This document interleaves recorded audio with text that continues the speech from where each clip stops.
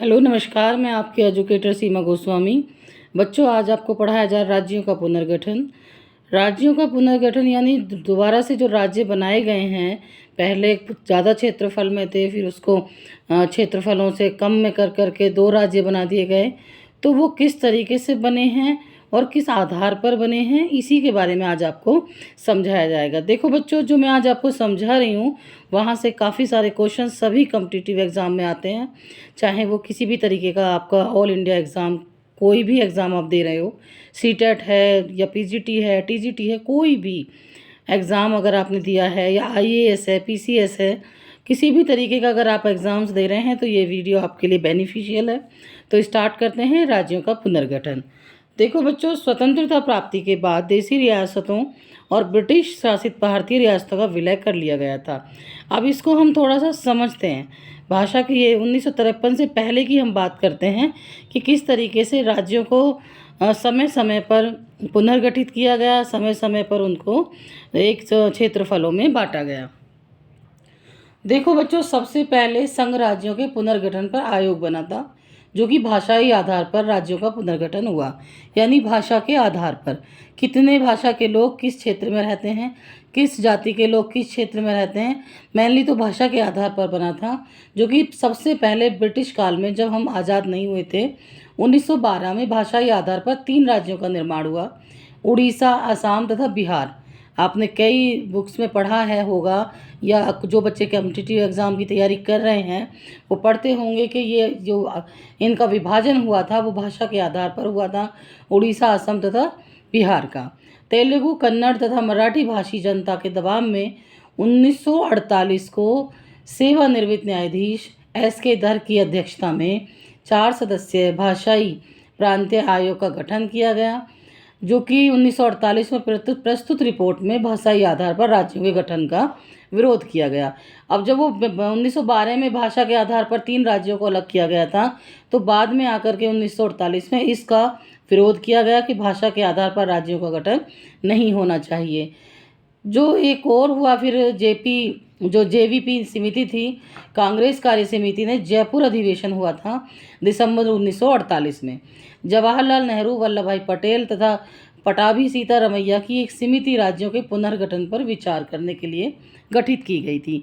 देखो बच्चों, की क्योंकि ये भाषा के आधार पर हो रहा था तो देश के लिए भी ठीक नहीं था, तो एक समिति गठित की गई और इसको जिस रिपोर्ट में भाषा के आधार पर गठन को अस्वीकार कर दिया गया, क्योंकि भाषा के आधार पर किसी राज्य का गठन करना राष्ट्रीय हित में भी सही नहीं है और राज्यों के हित में भी सही नहीं है, क्योंकि हम एक समान हैं, सबको समानता मिली हुई है, तो हम एक क्षेत्रफल में क्यों नहीं रह सकते।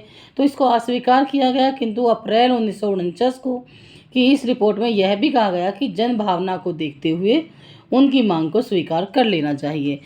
पहले इसका विरोध किया गया, इसको अस्वीकार किया गया, लेकिन 1949 में इसको ये कहा गया कि अगर जनता मांग करती है तो उसको स्वीकार कर लेना चाहिए। इस आधार पर सबसे पहले 1 अक्टूबर 1953 में भारत सरकार ने तेलुगु भाषियों की मांग को मानते हुए मद्रास से पृथक करते हुए प्रथम भाषा के आधार पर आंध्र प्रदेश का राज्य का गठन किया था। तो देखो बच्चों, ये था मोटा मोटी एक बेस कि क्वेश्चन ऐसे भी आ सकता है कि भाषा के आधार पर कब हुआ था, तो 1 अक्टूबर 1953 में तेलुगु भाषाइयों की मांग को लेकर मद्रास को अलग कर दिया गया था, और किस आधार पर हुआ था, तो ये भाषा के आधार पर हुआ था। अब बच्चों, हम देखते हैं कि जो भाषा के आधार पर सबसे पहले आंध्र प्रदेश राज्य का गठन किया गया था। बाद में बच्चों फजल अली आयोग की सिफारिशों ने राज्य पुनर्गठन अधिनियम 1956 के द्वारा राज्यों के निर्माण का मार्ग प्रशस्त किया। यानी फजल अली आयोग ने की सिफारिशों ने ये बताया कि किस तरीके से राज्यों का निर्माण होगा। उनकी फजल अली आयोग की सिफारिशों के आधार पर 14 राज्यों और 6 संघ शासित प्रदेशों का निर्माण हुआ। अब बच्चों, इसको थोड़ा सा और पीछे जाते हैं, थोड़ा और समझ लेते हैं कि इससे पहले भी फजल अली आयोग की सिफारिशों पर जो राज्यों का निर्माण हुआ था वो कितने राज्यों का हुआ था। देखो बच्चों, भारत सरकार ने 22 दिसंबर 1953 को 3 सदस्यीय राज्य पुनर्गठन आयोग का गठन किया।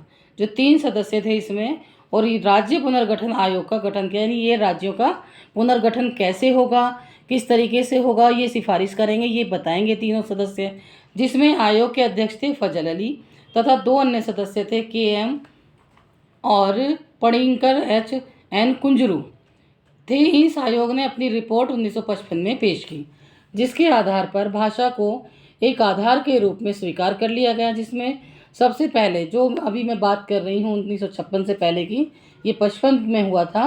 16 राज्य 3 केंद्र प्रशासनिक या केंद्रीय प्रशासनिक क्षेत्रों के निर्माण की सिफारिश की गई। अब देखो बच्चों, जब हम 56 में आते हैं तो 14 राज्यों और 6 संघ शासित प्रदेशों का निर्माण हुआ, यानी कुछ राज्य घटा दिए गए थे और केंद्र शासित राज्य बढ़ा दिए गए थे। इसके आधार पर बच्चों 1 मई इनका निर्माण होने के बाद फिर 1 मई 1960 को मराठी एवं गुजराती भाषियों के बीच संघर्ष के कारण मुंबई राज्य का बंटवारा कर महाराष्ट्र एवं गुजरात 2 राज्यों की स्थापना की गई। तो बच्चों क्वेश्चन ऐसे आ सकता है कि फजल अली आयोग की सिफारिशों पे कितने राज्यों का गठन हुआ था? तो 14 राज्यों और 6 केंद्र शासित प्रदेशों का गठन हुआ। कब हुआ था? 1956 में हुआ था।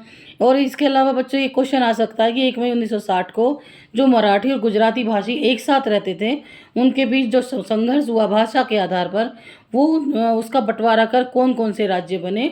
तो वो 2 राज्य बने, महाराष्ट्र एवं गुजरात। इन 2 राज्यों की स्थापना की गई और ये कब हुई थी? 1960 में हुई थी, भाषा के आधार पर हुई थी।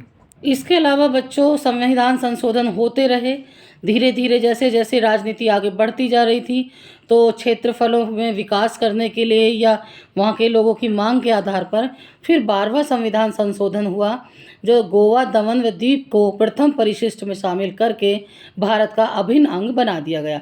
जब हम आज़ाद हुए थे तो हमें एक क्षेत्रफल मिला था, एक तरीके से पूरी धरती मिली थी, और उसको धीरे धीरे जब विकास का आधार पर या वहाँ के लोगों की मांगों के आधार पर जब हमने शासन करना शुरू किया खुद का भारतीय लोगों ने, तो वहाँ पर किस तरीके से कौन से राज्य को क्या मिलेगा, कितने क्षेत्रफल में बटेगा।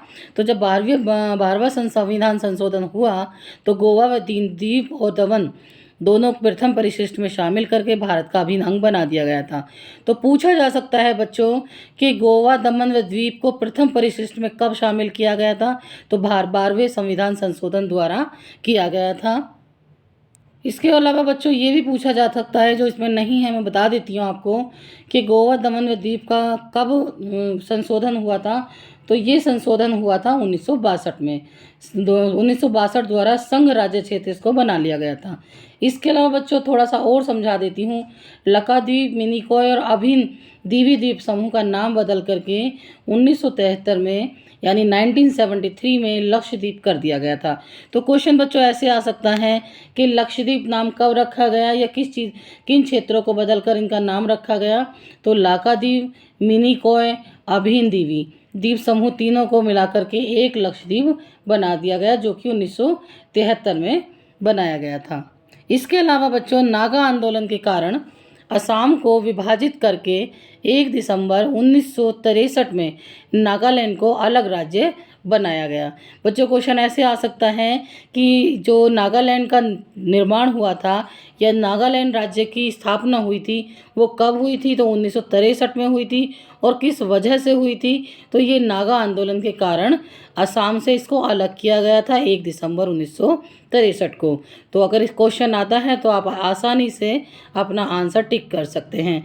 इसके अलावा बच्चों 1 नवंबर 1966 में पंजाब को विभाजित करके पंजाब पंजाबी भाषी एवं हरियाणा हिंदी भाषी नामक 2 राज्य बना दिए गए। जो हरियाणा और पंजाब बनाया था, इसको 1 नवंबर 1966 में पंजाब को विभाजित किया गया। पंजाब पंजाबी भाषा के लोग उधर रहने लगे और हरियाणा हिंदी भाषी लोग नामक 2 राज्य बना दिए गए। यानी पहले ये एक ही था, इसको विभाजित किया गया 1 नवंबर 1966 को। इसके अलावा बच्चों जो चंडीगढ़ था उसको संघ राज्य बना दिया गया, यानी जो केंद्र सरकार है संघ टेरिटरी बना दिया गया। तो हिमाचल जो आपका जो चंडीगढ़ है उसको संघ राज्य में बांटा गया, यानी संघ के उसको एक टेरिटरी के रूप में जो केंद्र सरकार है उसके अंडर कर दिया गया। इसके अलावा 25 जनवरी 1971 को हिमाचल प्रदेश को पूर्ण राज्य का दर्जा दिया गया। बच्चों क्वेश्चन ऐसे आ सकता है कि जो पंजाब और हरियाणा है किस आधार पर विभाजित हुए, तो ये भी भाषा के आधार पर हुए थे। जो पंजाबी भाषी थे उनको पंजाब में, और जो हिंदी भाषी थे उनको हरियाणा में, और चंडीगढ़ को टेरिटरी के रूप में स्थापित किया गया। क्वेश्चन ऐसे आ सकता है। इसके अलावा बच्चों देखो 25 जनवरी 1971 को हिमाचल प्रदेश को पूर्ण राज्य का दर्जा दिया गया था। अब क्वेश्चन ऐसे आता है कि ये कब हिमाचल प्रदेश को पूर्ण राज्य का दर्जा दिया गया, तो 25 जनवरी 1971 को दिया गया था। इसके अलावा बच्चों 1 जनवरी 1972 को मणिपुर, त्रिपुरा एवं मेघालय को पूर्ण राज्य का दर्जा दिया गया। फिर से वही क्वेश्चन पूछा जा सकता है कि मणिपुर को या त्रिपुरा एवं मेघालय को पूर्ण राज्य का दर्जा किस सन में मिला था, तो 21 जनवरी 1972 में मिला था। या तीनों को मिलान करने के लिए भी दे दिया जा सकता है, या एक नाम दे दिया जाएगा मणिपुर, त्रिपुरा या मेघालय में से कि ये कब अलग राज्य का पूर्ण राज्य का दर्जा मिला था, तो 21 जनवरी 1972 को मिला था।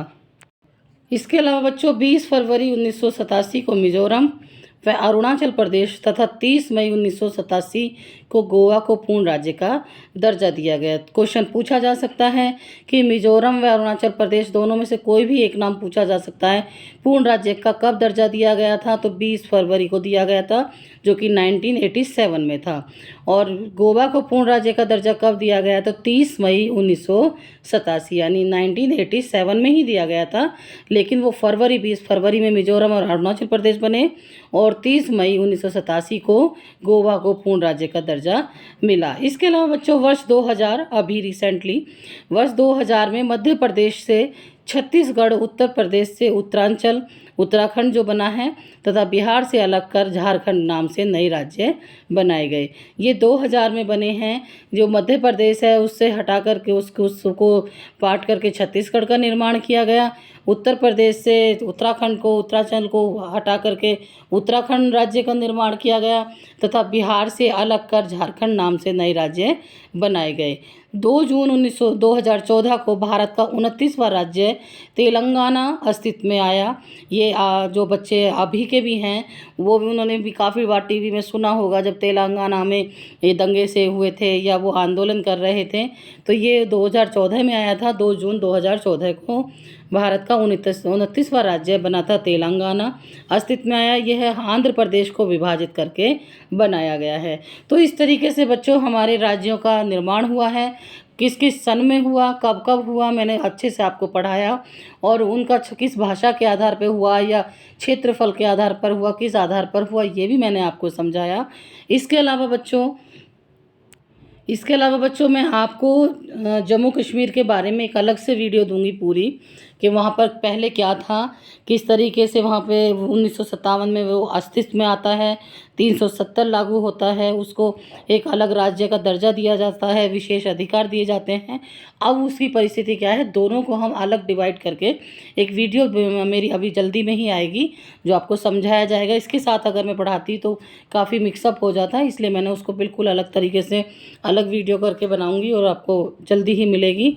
तो बच्चों आज मैंने आपको पढ़ाया राज्यों का पुनर्गठन।